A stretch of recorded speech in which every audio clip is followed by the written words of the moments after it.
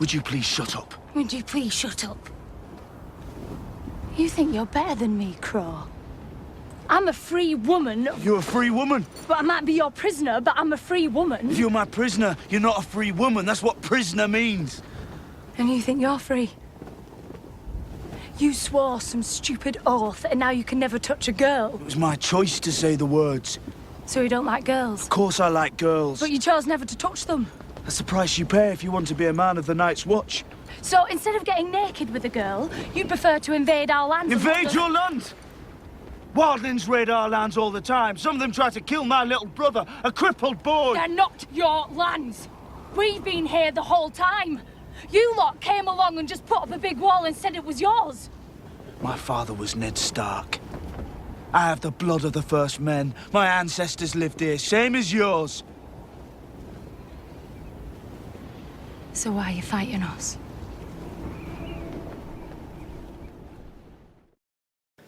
So if you could maybe give us like a little bit of a refresher, who is Ygritte and where is she at the start of season 3? Right, okay, so Ygritte, she is a wildling, and she lives north of the wall, and has done all her life, and as a result, I think because the territory is so harsh, that she is a rather kind of brutal character herself. And we pick up with, at the beginning of season 3, we pick up pretty much where the end of season 2, so we pick up from that, where we left off. And so, of course, at the end of season 2, Jon Snow and Ygritte, they are on the cusp, and they are of a hill, and they're looking down into the wildling camp, and Jon Snow is going to meet Mance Rayder, and so we pick up from there, and you see the introduction of Mance Rayder, played by Ciarán Hinds, who is phenomenal. I'm so excited for you guys to see him. He does such an amazing job. But yes, so that is kind of where we pick up. Okay. What can we expect from the sort of the love-hate relationship that Ygritte and Jon Snow have? The tempestuous relationship that they have. Their journey continues together, and you see the relationship between these two characters. It develops, and I think her walls come down. You see a softer side of Ygritte this season.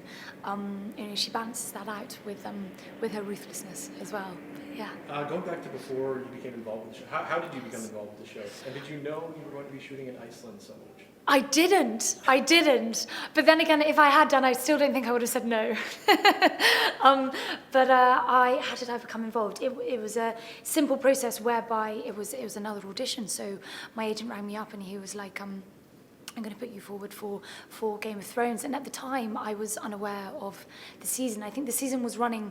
It was airing in the UK, but it had only ever come to me by word of mouth. Like, my guy friends had been watching it and they were telling me to look out for it. But only when I was fortunate enough to play Ygritte, landing the role, I then decided to kind of immerse myself in the books and also catch up with the season and yeah. What is shooting in Iceland like? Oh, it's phenomenal. It is phenomenal. It's cold, not gonna lie. It's pretty cold. But it's just so, the landscape is so vast and immense and perfect for north of the wall, and you're kind of looking around and of course you're working, but on the downtime that you have, the little breaks for the turnarounds or whatever, you look around you and you just realize what a special country it is, and it's very inspirational. And as a result, now having gone there twice for Game of Thrones, I've got a big love for the country. Did you actually get to shoot anything in Ireland this year? Yes, I yes. saw some rainy shots of you in the trailer. Oh, did you? Yeah. Yes, no, so we climbed the wall. The Wildlings, they climbed the wall, and so we are now finally south of the wall. So Ygritte, yeah, she's not surrounded by snow anymore, which is rather wonderful for her. You've read the books, Yes. I assume. I've asked other cast members this, but were you ever concerned, having read ahead, that your knowledge of what's going on in the other character's head would negatively maybe impact or inform your performance at all? I'm happy that I've read the books.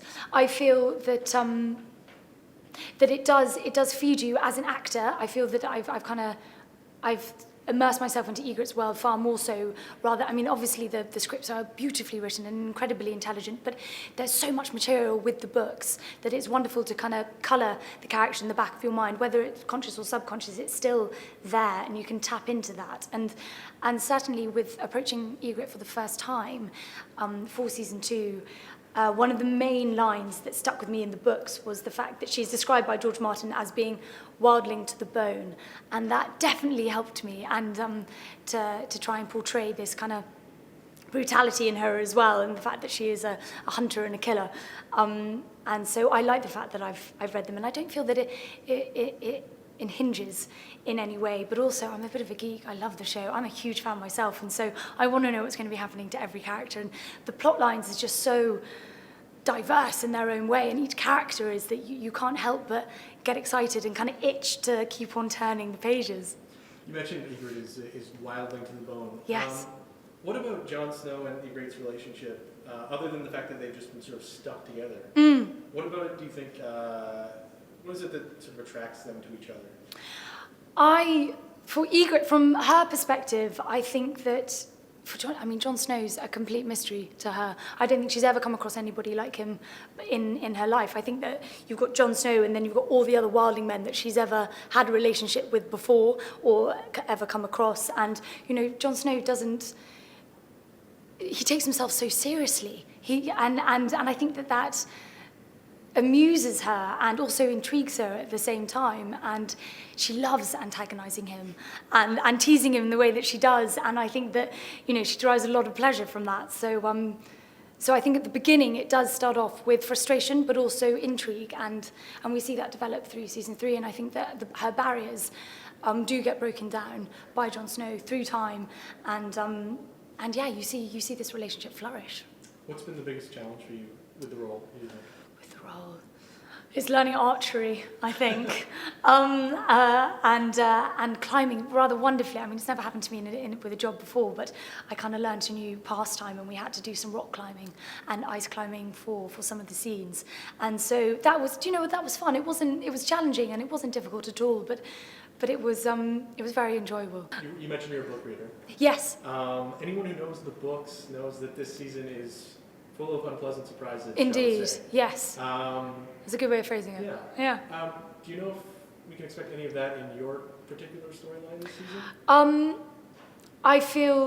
I'm afraid I'm not really allowed to divulge, but I do feel that with season 3, because there are so many events that take place, it's going to be a phenomenally exciting and surprising season, if not more so than the first 2. And I think there are going to be twists and turns, and we see our beloved characters of the entire series get tested in a way that viewers won't necessarily expect. Okay, I guess this is sort of a lightning round. Yes. Favorite character? Joffrey. It was Tyrion last season. I know, and I'm now toying between the two, and I feel that I've said Tyrion so many times, and that is nothing to do with Tyrion or even Peter Dinklage, but I just feel that I got to move on. My love for Joffrey is growing. Not that Tyrion's is diminishing in any way, but I've got a newfound love for Joffrey Baratheon, and I don't know where it's come from, but I love watching him, and I want to know what he is great. He is phenomenal.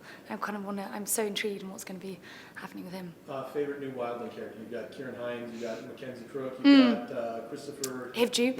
I love Orell and Mance Rayder. Oh gosh, and Giantsbane. I think they're all brilliant. But with Orell, with Mackenzie Crook's character, he's a very interesting wildling, and he's vicious, and I rather like that. It's fun to play for him, I think. And this one might get you in trouble. Game of Thrones or Downton Abbey? Game of Thrones.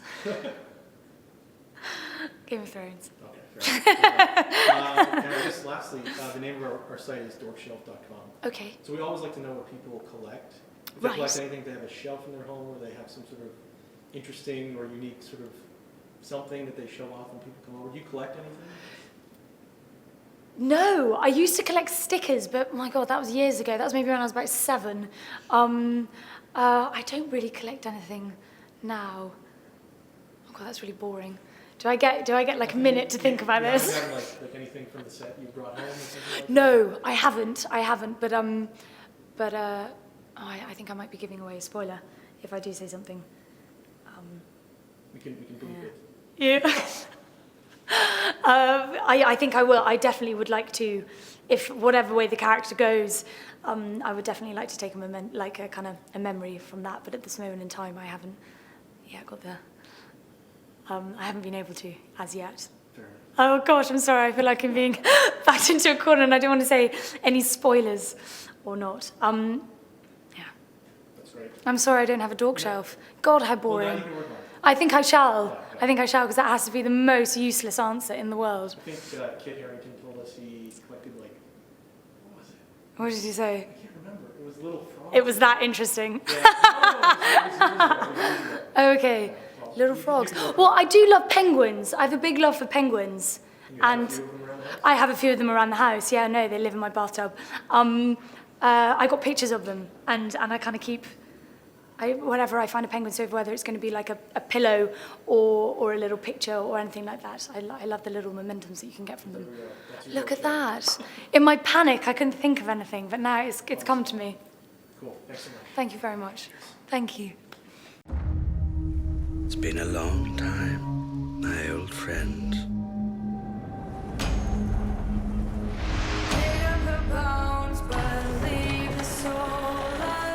Death is coming for everyone and everything.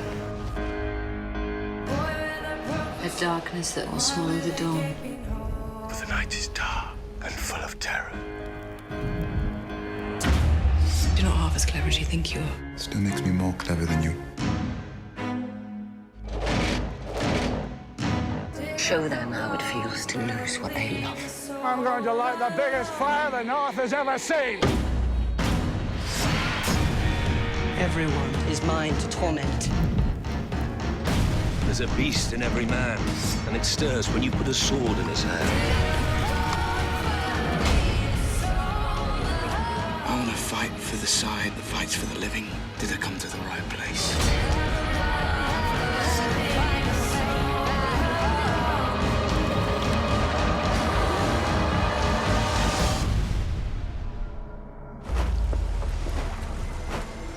The revenge you want will be yours in time.